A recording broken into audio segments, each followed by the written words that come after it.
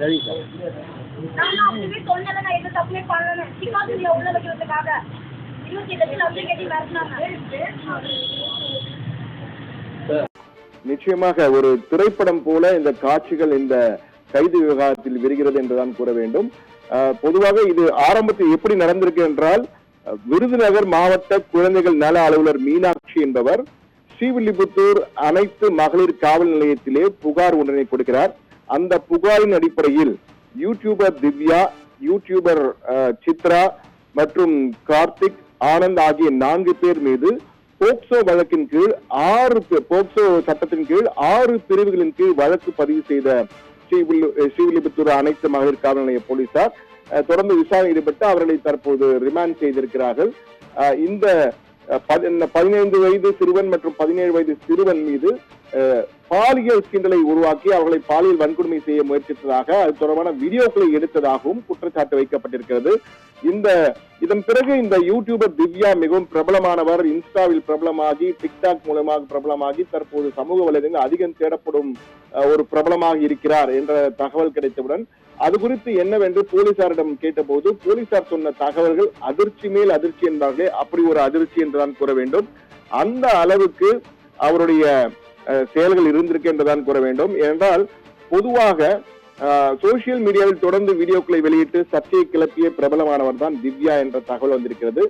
சிறுவர்களை வைத்து ஆபாச வீடியோக்களை எடுத்ததாக அளிக்கப்பட்ட புகாரின் கீழ் தற்போது கைது செய்யப்பட்டிருக்கிறார். சமூக வலைதளங்கள் மூலம் ஏகப்பட்ட இளைய தலைமுறையினர் தங்கள் கற்பனை திறனை வெளிப்படுத்தி பல்வேறு யூடியூப் சேனலை நடத்தி வருவது அனைவரும் அறிந்ததுதான். அதன் மூலமா அதிகமான ரசிகர்களை பெற்று நிறைய பணத்தையும் சம்பாதித்து வருகிறார்கள்.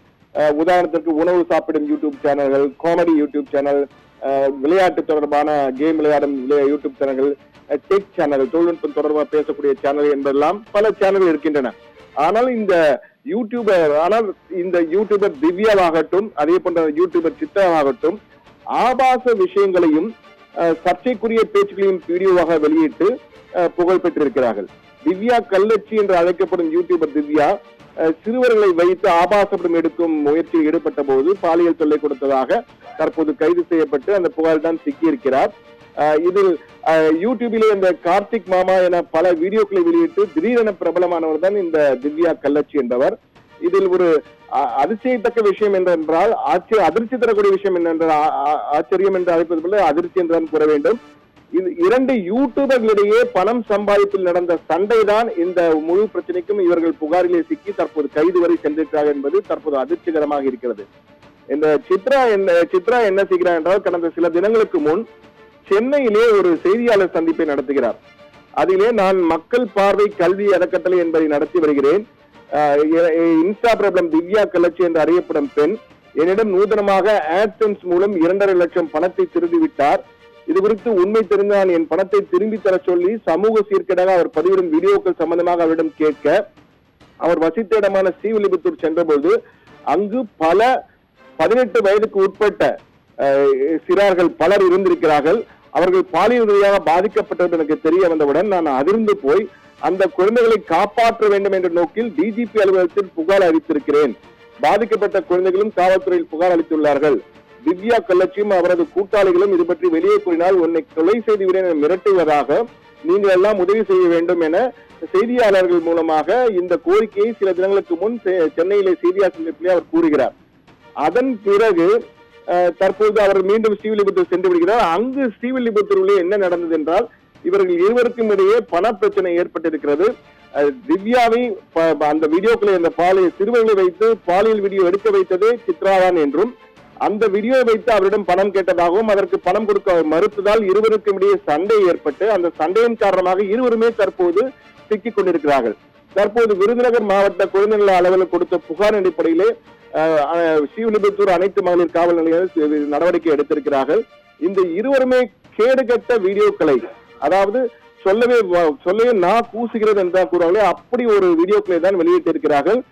சீரழியும் இளைய தலைமுறையாக இருக்கிறதோ என்ற ஒரு அச்சத்தை ஏற்படுத்துவதாக தான் இருக்கிறது. இவர்கள் குறித்து ஒரு தேடுதல் வேட்டையை நாம் நடத்தினோம். வீடியோக்களில் என்ன அப்படி சொல்லியிருக்கிறார் என்று பார்க்கும்பொழுது சொல்லவே கூசுகின அளவுக்கு மிக மிக கேவலமான கேடுகெட்ட வீடியோக்கள் தான் இவர்கள் தரப்பிலே வெளியிடப்பட்டிருக்கின்றன.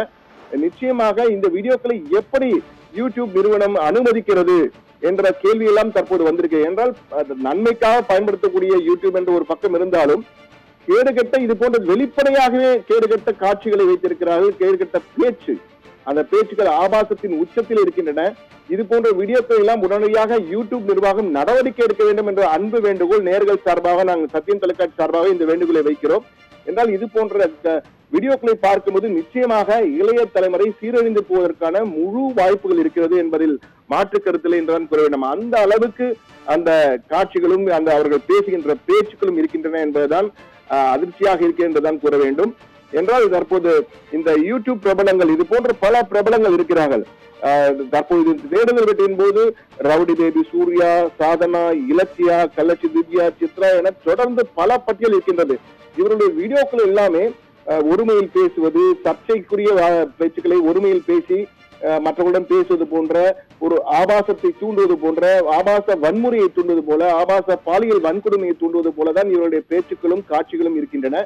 இது போன்ற வீடியோக்களை எப்படி அனுமதிக்கிறார்கள் என்ற கேள்வி மிகப்பெரிய கேள்வி வருகிறது.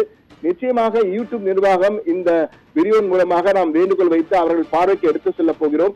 இது தொடர்பாக காவல்துறையிலும் நாம் ஒரு புகார் கொடுக்கலாமா என்பது குறித்து சட்ட நிபுணர்கள் ஆலோசிப்பதற்கான வாய்ப்புகளும் இருக்கிறது என்றுதான் கூற விரும்புகிறேன்.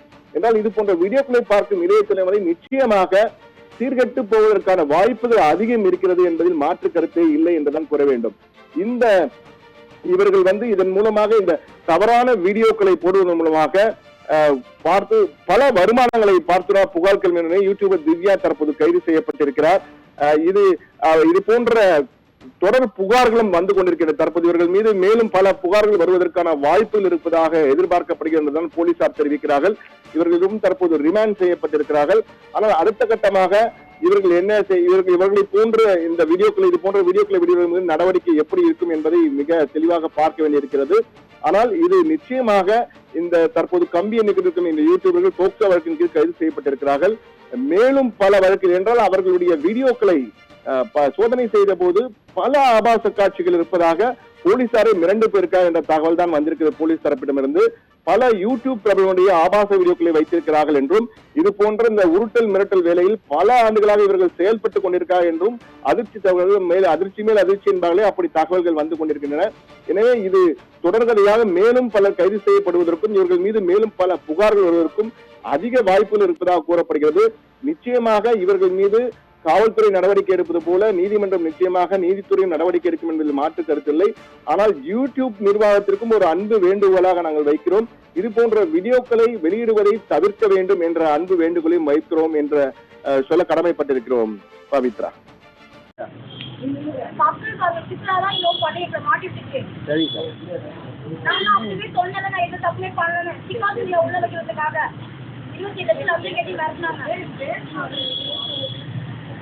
சொன்னேன்